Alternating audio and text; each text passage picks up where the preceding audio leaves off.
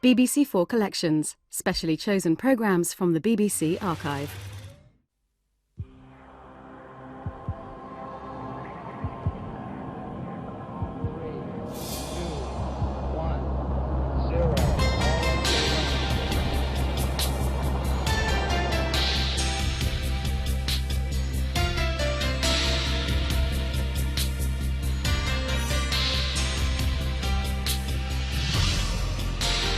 One small step for man, one giant leap for mankind.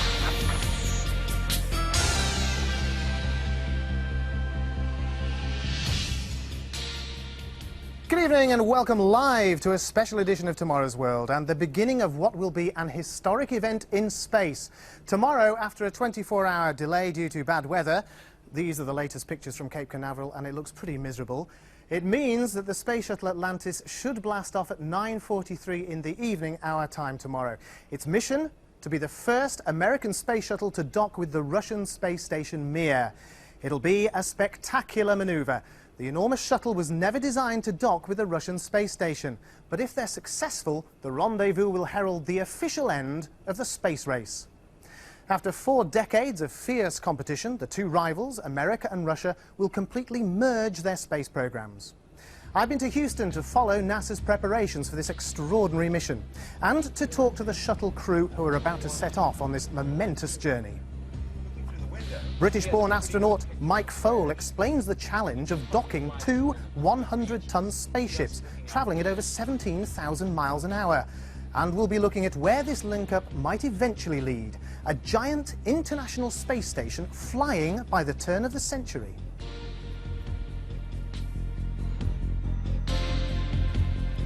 And in Moscow, I've been on the inside of the Russian space program to find out what it is that makes NASA so keen to get its hands on Russian technology. At Star City, I take a tour of Space Station Mir with the first Briton in space, cosmonaut Helen Sharman. And from 200 miles above the Earth, we follow the preparations as Mir braces itself for the arrival of Atlantis. But when the moment of docking arrives, NASA are saying Monday afternoon, the crew on Mir can only sit tight and wait. The real pressure is on the people flying Atlantis. In charge is Shuttle Commander Robert Hoot Gibson, making his 5th trip into space. He selected his own crew, and together they make up one of the most experienced teams ever to go into orbit. As well as 5 Americans, there are 2 Russian cosmonauts on board who will transfer to Mir after the docking.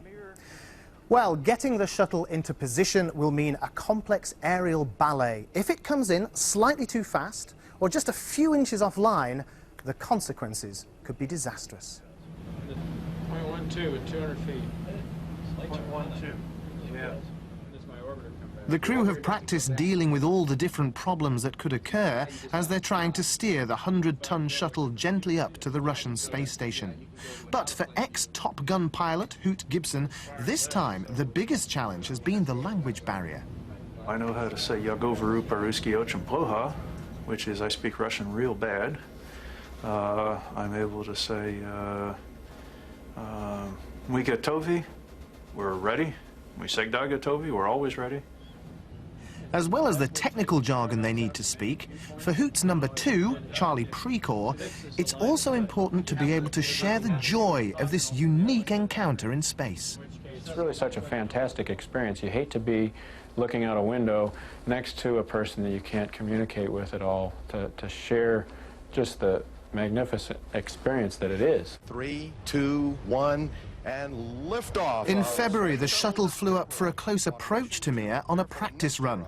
There was no docking, but it gave NASA a chance to try out all the orbital maneuvers needed to catch up with the Russians. On board was British-born Lincolnshire lad Mike Foale. Even at 100 miles, we started to see this very bright star hanging above the curve of the Earth, and it's the Mir. Watching from the shuttle was a Russian cosmonaut who'd spent a year on Mir. Vladimir Titov was delighted. And then all of a sudden, when we were being fairly quiet in the cockpit, Vladimir was going, blah, blah, blah. It's very voluble Russian, and very excited, and Vladimir's beaming away, and we hear the chatter on the VHF radio. And so this set the scene as we came on up to the approach. But for the rehearsal, this was as close as they got. Spasiba, you are very nice, and maybe someday we can meet. This time, the shuttle will be equipped with a docking tube in the payload bay designed for mating with Mir. After launch, the shuttle will climb to a position about 300 feet below the Russians to begin the final approach. And there's no autopilot. By firing short bursts on its thrusters, the commander will fly the shuttle up to Mir by hand. He's basically braking, and so what he does is as he sees it, he pulls back on his hand. And every time he pulls back, it's so that he feels he's slowing down as he approaches the station. For the last few feet, to guide the commander in, there'll be a camera inside the shuttle's docking tube pointing at Mir, linked to a TV screen in the cockpit. Looking through the window, he has a pretty good picture of where it should be. And he could probably fly this within 2 or 3 inches, just looking out the window. But to get it perfect, there is a crisscross on the TV screen. And he has to keep that lined up smack bang in the middle of that TV screen. Finally, to stop Mir just bouncing off them when they touch, the shuttle has to accelerate hard. They push a button in the cockpit that forces the shuttle to pick up speed, and it starts firing all its jets and goes bang, bang, bang, bang, and pushes together close. So it's quite a task, and he will be very quiet while he's doing that. There'll be a short pause after the shuttle has nudged into Mir to allow for the two craft to stop wobbling about after the impact.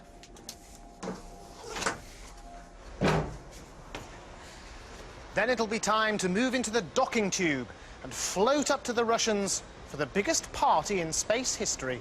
We do not carry any alcohol at all on shuttles, and I honestly don't know what the Russians do. I've heard it alleged that the Russians have no vodka at all on board the space station, that it's all cognac. No. Цветы, flowers, конфеты, сок. candies, juice. We have jokes that say the Russians refuse to open the hatch unless you take some cognac and sprinkle it around the hatch so that they can smell it through the hatch seal, and then they'll open the hatch and let you in. Хлеб, соль. Bread and salt. Это по русскому обычаю. According to the Russian custom. Ну и, конечно, рукопожатие и объятия. Handshaking and lots of hugs.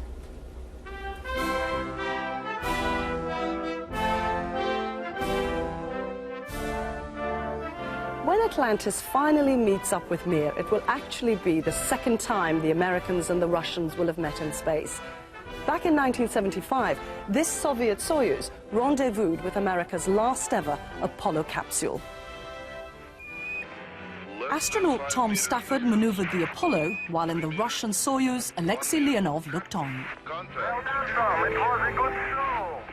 The best time of our program was situation when we opened hatch and I saw Tom Stafford. I said, Tom, hello, you my brother. You are welcome on board our spacecraft.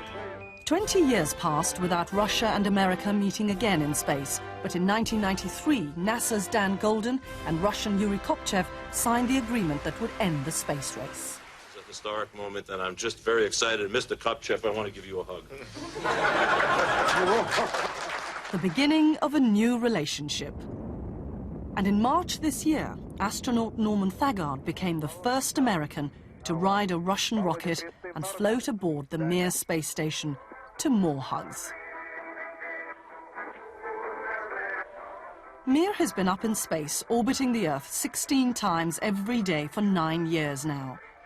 It's the first space station designed to be extended in orbit. Over the years, 4 new modules, living areas or laboratories have been launched and successfully docked.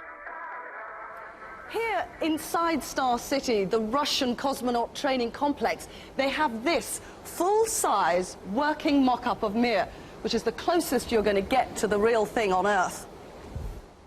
There's only one British person who really knows what life is like on Mir, Helen Sharman. In 1991, she spent 6 days aboard the space station. Now she's back in Star City to give us an insider's guide to Mir. So this is Mir. I don't know, it looks somehow bigger. Well, typically, I mean, 2 people will live on board the space station, although it can cope with 6 or even 7 at a push. And how many of you were there? There were 5 when I was there. Most of the social time will be spent here, yes. I mean, this is, apart from anything else, that you need to be near where the controls are if there's an emergency.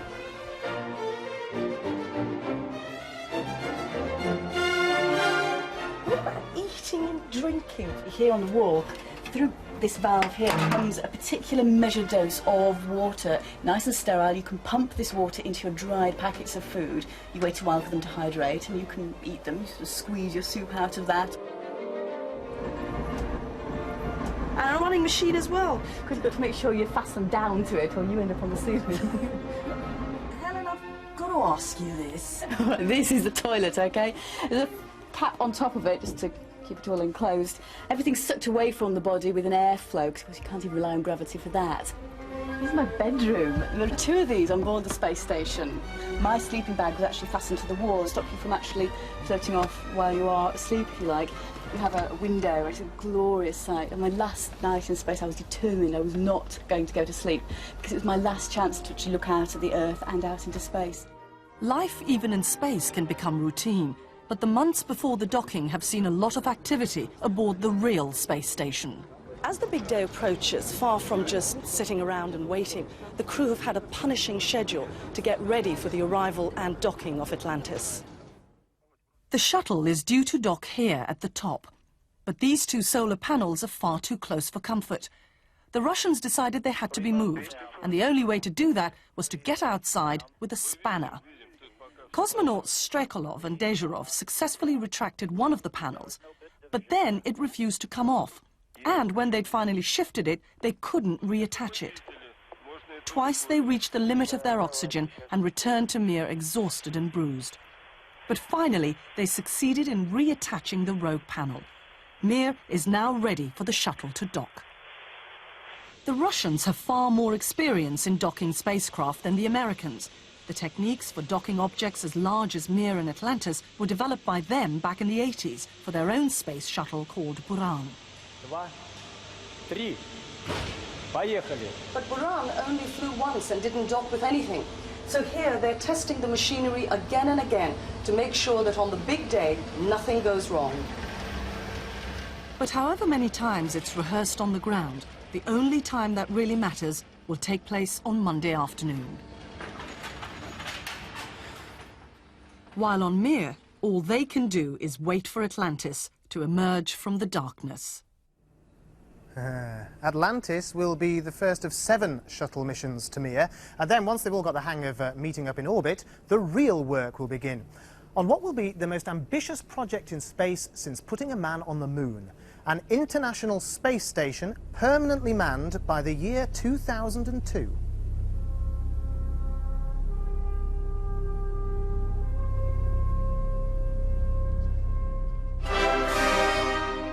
It will be by far the biggest structure ever built in space, as long as a football pitch, constructed from individual units flown up and bolted together in orbit. The Americans have built a mock-up of part of Space Station Alpha here in Houston. Once the shuttle has docked, this is the view that will greet the astronauts. I'm in what is known as Node 1. To my right is the European module. It's one of 6 laboratory modules in the space station. Across the other side is the Japanese lab. Because everyone will be weightless, there's no need for a floor to walk on. So all 4 walls can be used for storage and equipment. But it also means there's nothing to tell the astronauts which way's up and which way's down. So everything has to be marked and color-coded. Down behind is the US laboratory. Most of the scientific experiments in the station will, of course, take advantage of the zero-gravity conditions. At the other end of the US lab module is Node 2, and down below is the habitation module. The luxurious bathroom is somewhat different from conditions on Mir, which reminds me, we shouldn't forget about the folk who live at the far end of the corridor. Behind there are the Russians. They haven't been included in the mock-up yet, but their modules will be the first into space, and they'll be some of the most important. For instance, they're supplying the tug which will keep the space station in orbit, as well as the lifeboats. In an emergency, it'll be 2 Soyuz capsules which ferry the crew back to Earth.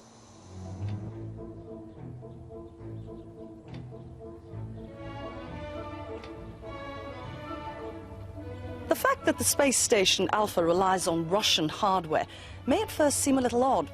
After all, haven't we been led to believe it was the Americans who won the space race? They were the ones who put man on the moon. They were the ones who launched the shuttle. They were the ones who made space sexy.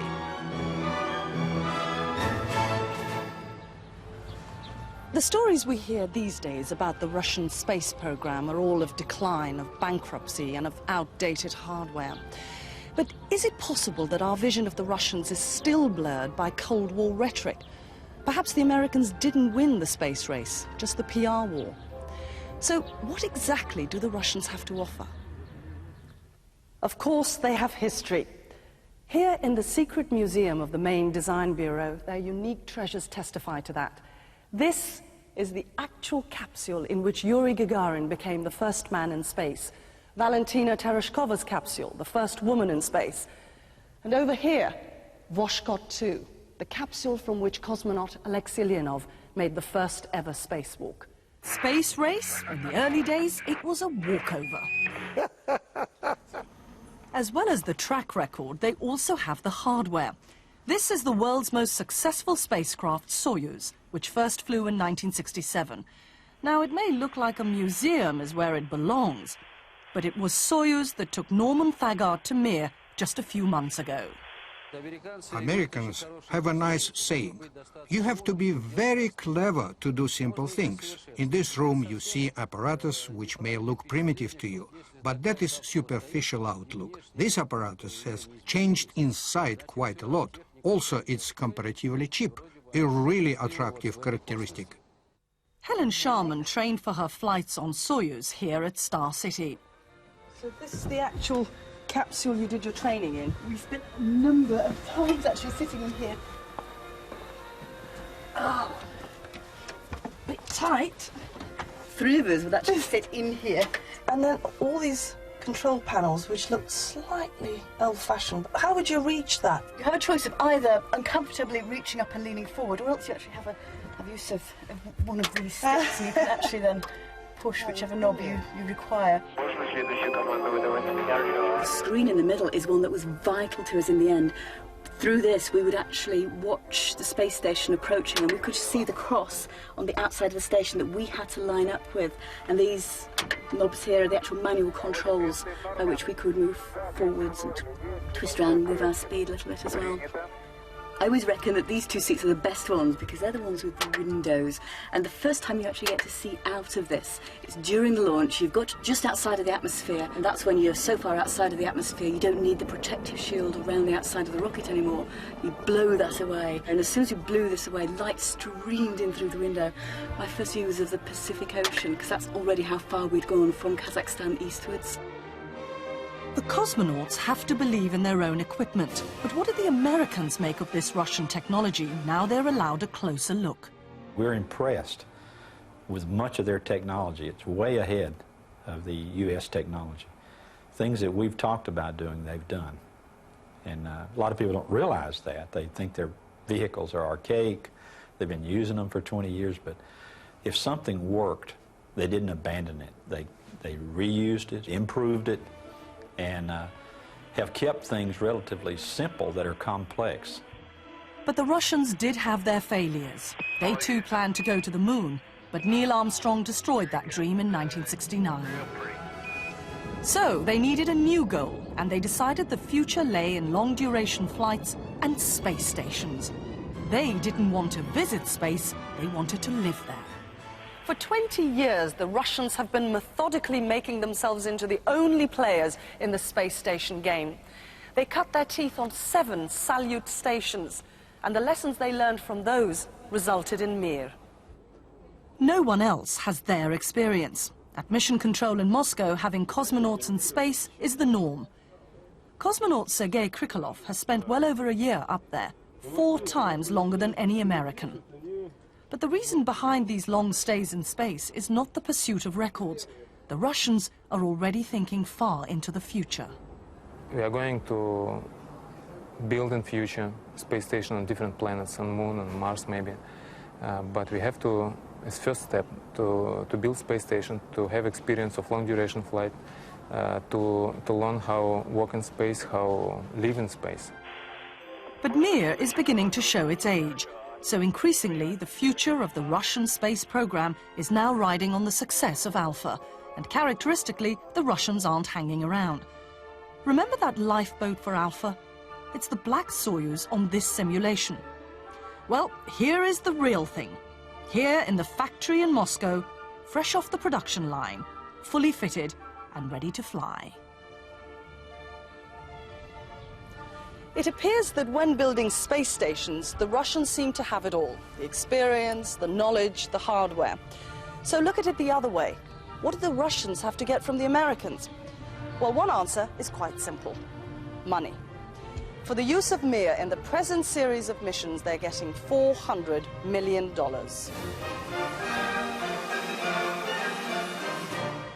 Yes, and as well as paying the Russians for access to Mir, America will have to bankroll most of the planned International Space Station Alpha. And it won't be cheap. It's going to cost at least $20 billion to finish, so its future still hangs in the balance. In a special report for Tomorrow's World, Sam Roberts looks at whether the Americans can be persuaded to stump up the cash.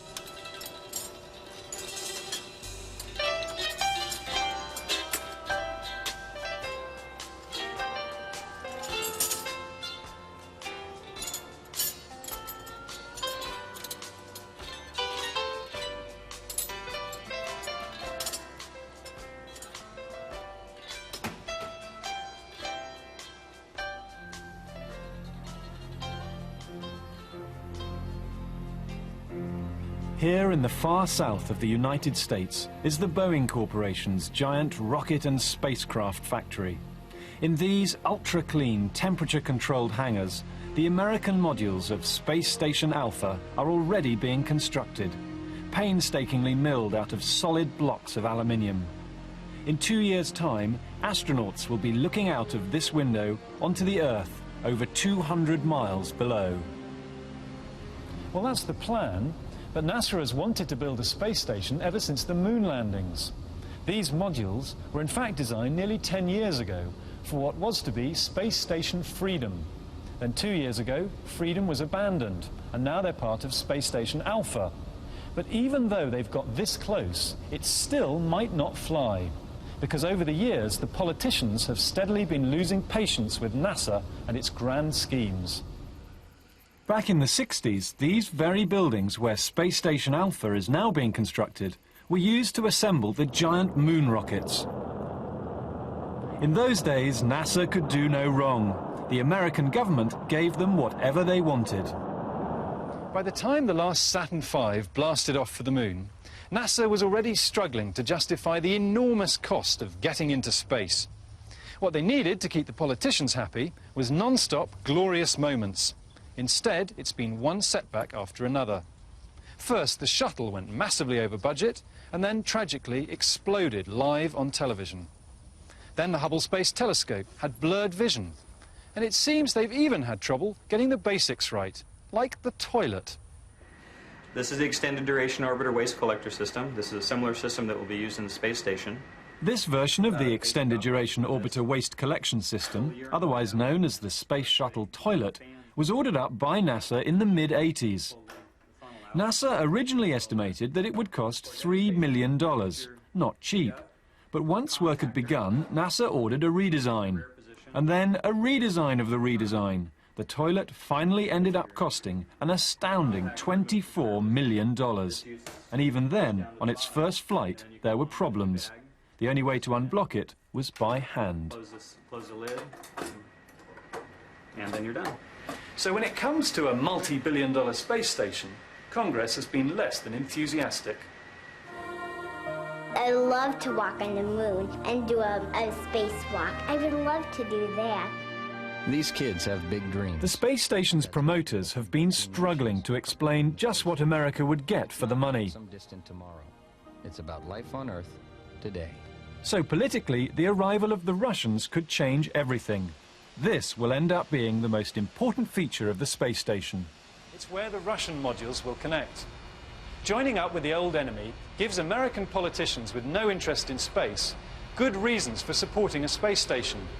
It soaks up Russian rocket designers who might otherwise end up working for countries like Iran. And it should stop the Russians undercutting American firms trying to launch satellites. Suddenly, the space station has new purpose. It's foreign policy in orbit. So it seems things have come full circle. The threat of being shown up by the Russians made America build the giant Saturn rockets that went to the moon. Now the Russians may once again be the force that puts America into space.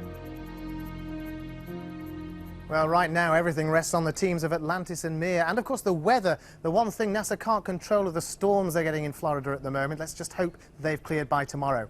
Everything else has been rehearsed to perfection. This thing says 80 feet now. From the moment of launch, each step will have to be timed to perfection, so that the final approach happens when they're directly over a Russian ground station. Travelling through space at over 17,000 miles an hour, 1 second late and they'll miss by 5 miles. But even once they've joined up, there's one last thing that could go wrong with the Russian-built docking system. What if they can't undock and the shuttle gets stuck to Mir? Well, whilst the Russians had included exploding bolts to cover that eventuality, the ever-cautious Americans needed to make absolutely sure, so the crew were sent into the tank. Underwater is the closest they can get to simulating weightlessness. The crew have practiced undoing, one by one, a ring of small bolts that holds the docking tube together, and there are 97 of them. We did the full scenario in the water, and it's a good 6 hours. We have power tools that will actually allow us to unscrew the bolts, but as it turns out, a number of the bolts are not captive. So when they come unscrewed, they'll keep going and drift off into space unless we capture them. But even if it does come to this, there will be some consolation. You know, when you're out there doing a spacewalk and you can have the opportunity to glance out of the corner of your eye and watch the Earth go by for a few seconds, you know, it makes it a pretty neat experience. So it's one that you want to extend rather than terminate early. The Americans' elaborate preparations should mean that whatever happens, they will be able to pull away from the Russians at the end of the 5-day link-up, loop the loop and return to Earth. But for the two countries, this mission should mark the start of a permanent bond, a complete merging of the two space programs forever. What I hope history looks back at is that we made the commitment to try to make it work, and that there will be high times and low times, and it will be hard. It's not an easy thing to do, but the fact that we will be remembered for having brought together these nations, that we formed a partnership, and that we stayed the course. It really is going to be quite an event, and you'll be able to join us live as the story unfolds. Tomorrow's World has two special programmes this coming Monday when the rendezvous in space is due to take place. We'll keep you up to date with the very latest on the mission and bring you the breathtaking pictures from 200 miles above the Earth. And here in the studio, we'll have some of the greatest names from space exploration. Vladimir Titov, who's flown in the shuttle and spent time on Mir. Alexei Leonov, the first man to walk in space. Helen Sharman will be here, as well as Patrick Moore, and Mike Fole will be joining us live from Mission Control Houston. It's a superb team, and you'll be able to put your questions to them about this historic mission by phone, fax or over the internet. Details on CFAX page 623. The first of our programmes will be at 4:30 till 5 to 5, and then also at 11:40 until 12:30 midnight. We'll see you on Monday. Good night.